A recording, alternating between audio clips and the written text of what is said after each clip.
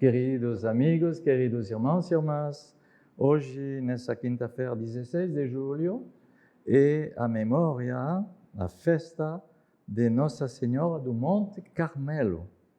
Monte Carmelo, que é essa colina sagrada, né, não tão longe de Jerusalém, na beira do mar Mediterrâneo, na Terra Santa, onde Elias, finalmente, no século VI antes de Jesus Cristo, profetizou, né, na época do rei Dário, o rei da Pérsia, mesmo período que o profeta Ageu. Depois chegou o rei Ciro, que fez a libertação dos israelitas para voltar em Jerusalém. Foi um tempo muito bom e inspirado. E o profeta Elias foi como conhecido a partir desse lugar onde ele recebia a passagem de Deus como uma brisa leve, hein? Nesse Monte Carmelo, que depois se tornou realmente, depois de Jesus Cristo, no século XIII, na Idade Média, se tornou uma montanha sacra, o Monte Carmelo, não somente por causa de Elias, mas também por causa do eremita que se instalaram e que receberam, através do superior dele, Simon Stock, Santo Simon Stock, em 1251, que recebia a aparição da Virgem Maria nesse lugar e que recebia o escapulário. Um escapulário que, depois, um pequeno escapulário que a pessoa podia receber como um sinal de oração mariana e como sinal de proteção particular da Virgem Maria. Na mesma época que esse fundador de eremita, foi também São Domingos que recebia, da parte da Virgem Maria, a oração do Rosário. Interessante.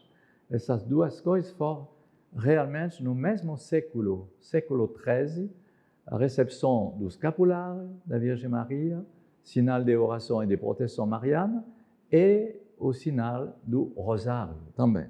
Então, é interessante, tudo isso é celebrado nesse dia de Nossa Senhora do Rosário. Na primeira leitura, é tirada da profecia de Zacarias. Rejubila, alegra-te, cidade de Sião, eis que venho para habitar no meio de ti, diz o Senhor. Muitas nações se aproximarão do Senhor naquele dia e serão o seu povo. Habitarei no meio de ti e saberás que o Senhor dos exércitos me enviou a ti. O Senhor entrará em posse de Judá como sua porção na Terra Santa e escolherá de novo Jerusalém. Emudeça todo mortal diante do Senhor, ele acaba de levantar-se de sua santa habitação. Palavra do Senhor. Zacarias é um profeta, um pequeno profeta de Israel, profetiza no século VI, né, mais ou menos 520 antes de Jesus Cristo, e ele é, como o profeta Ageu, mostrando a visão do que vai acontecer. Jerusalém será habitada de novo, será reconstruída. Então, eles são os profetas da restauração. O povo vai voltar, os israelitas vão voltar do exílio na Babilônia. Então, é uma boa nova. E o Senhor renovará sua aliança em Jerusalém. Jerusalém será de novo a cidade santa e o templo será reconstruído. Vai ter um novo templo. E Ageu anunciou o novo templo será bem mais glorioso que o primeiro templo de Salomão. Então, isso motivou o povo e encorajou. E Zacarias faz parte desses profetas que vão dinamizar e motivar os israelitas. O salmo responsorial, o salmo é o Magnificat da Virgem Maria, Nossa Senhora, a Virgem de Israel, Nossa Senhora do Carmelo também.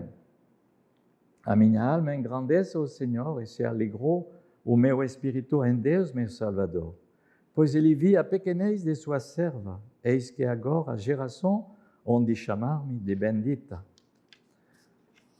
O poderoso fez por mim maravilhas, santo é seu nome. Seu amor de geração em geração chega a todos que o respeitam. Demonstrou o poder de seu braço, dispersou os orgulhosos, derrubou os poderosos dos seus tronos e os humildes exaltou. De bem saciou os famintos e despediu sem nada os ricos.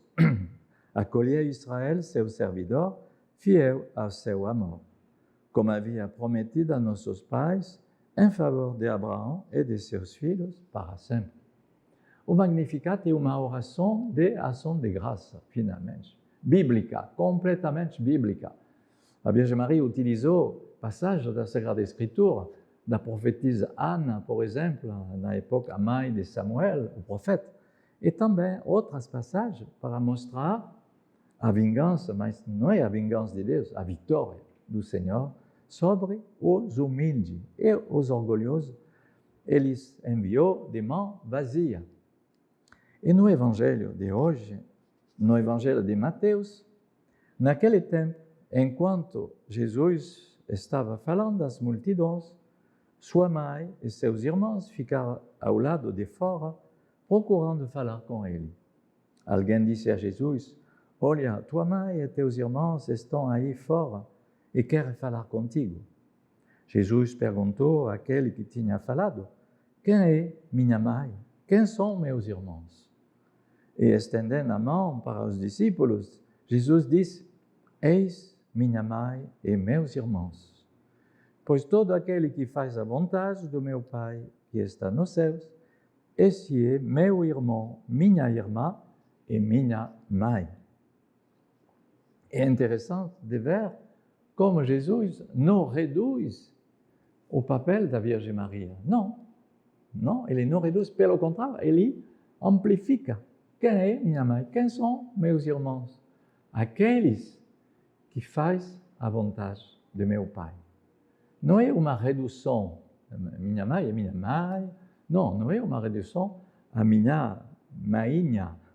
É um alargamento. Jesus mostra que a mãe dele e seus irmãos são aqueles que honra a vontade do Pai Celeste, que faz a vontade do Pai. Não é só de conhecer a palavra, não é só de repetir a palavra, como eu estou fazendo, mas de praticar essa palavra. E Santo Agostinho, que comenta isso, fala de coisa muito inspirada. Sua mãe, seus irmãos ficaram fora. E Santo Agostinho vai dizer, tinha lá uma figura. O que figurava a mãe, ela representava a sinagoga. Interessante. E os irmãos, segundo a carne, representavam os judeus que são fora. Ela representava a sinagoga. E a palavra de Deus que é dentro da sinagoga, que é a primeira aliança que recebemos, e depois a segunda que vai se encaixar na sinagoga. Jesus começava a pregar o Evangelho na sinagoga. Paulo começava sempre, na visita de uma cidade, a começar a pregar a palavra nas sinagogas. E então, ele mostra justamente como essa simbólica são importantes. E então, Agostinho vai dizer, Deus prefere que nós começamos com Deus todas nossas ligações carnais, familiares. Honra teu pai, porque ele é teu pai, mas honra Deus, porque ele é Deus. É interessante. Jesus não vai abaixar a condição humana para dizer não, minha mãe, meus irmãos, não se importa. O que importa é fazer a vontade de Deus. Não falou assim. Ele falou, minha verdadeira mãe, e a Virgem Maria foi exatamente essa mulher de Deus que realizou completamente a obra de Deus, a vontade de Deus. E meus irmãos são chamados a mesma coisa. Então, teu pai, Agostinho vai dizer, teu pai, segundo a tua geração, foi um instrumento carnal. Mas Deus, é Ele que te criou, pelo fato de seu poder.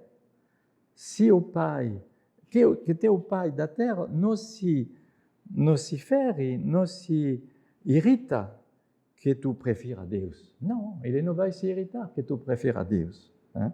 Pelo contrário, ele vai ser honrado de saber que ele não tem outra pessoa a preferir que só Deus. Teu Pai não vai se irritar que tu escolhas Deus em primeiro, porque ele vai ver que não tem outra concorrência humana, porque o que tu vai colocar será Deus em primeiro, antes dele. Ele vai se alegrar e será honrado. Então, que nosso Senhor nos abençoe com nossas famílias nessa boa ordem. Não é de distanciar de sua família porque somos cristãos, ou somos engajados, ou somos consagrados. Não, não, não e não. Pelo contrário. Mas é verdade que a família deve aceitar que o primeiro servido, o primeiro honrado, não é a família em si, é Deus. Deus, na sua paternidade universal, é Ele que queremos honrar e seguir, segundo a sua vontade, e depois, claro, que devemos devemos a nossos familiares. Então, que nosso Senhor nos abençoe nesse amor que respeita as ordens de Deus e a ordem humana. Amém? Que o Senhor vos abençoe.